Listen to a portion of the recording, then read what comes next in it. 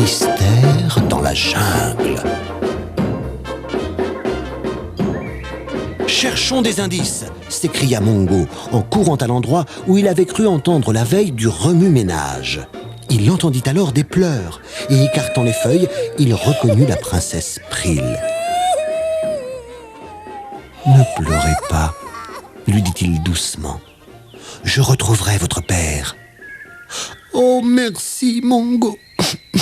Mais, regardez, la couronne du roi !»« Très bien, Pryl. Voyons. » Ces horribles poils. Ce sont les frères Scarabée. Je pars à leur recherche. Attendez-moi, fit la princesse. Je ne veux pas épouser Malinx. Je ne voulais pas déplaire à mon père.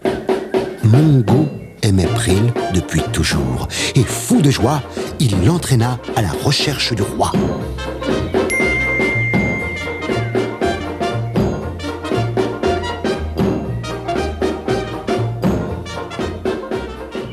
Le traître Malinx, qui seul savait où se trouvait la palmeraie, faisait maintenant payer le précieux nectar.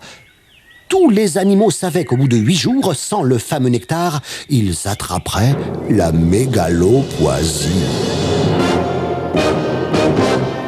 Leurs pieds enfleraient alors et se couvriraient de verrues vertes.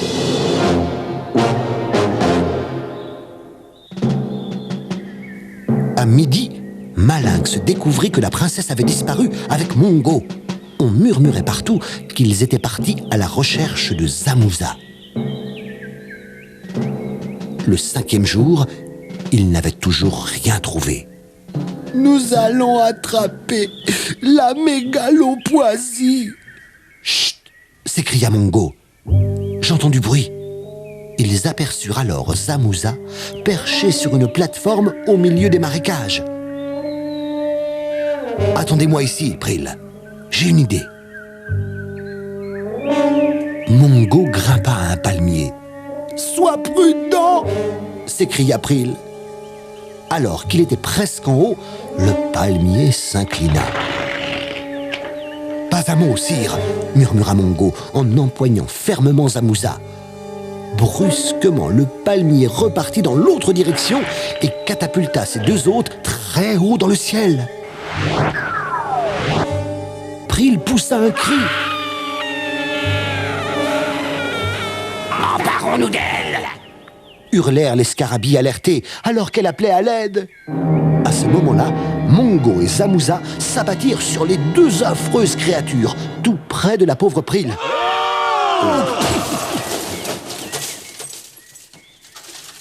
Oh, quel atterrissage!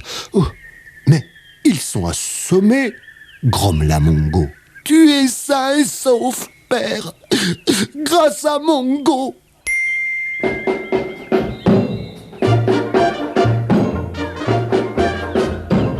Ils ligotèrent les 2 fripouilles à un arbre, puis rentrèrent au palais pour mettre fin aux méfaits de l'odieux Malinx. Tout le monde faisait la queue pour acheter du nectar lorsqu'on entendit crier « Arrêtez! Ne payez plus !» Zamuza parut alors, suivi de Pryl et du courageux Mongo.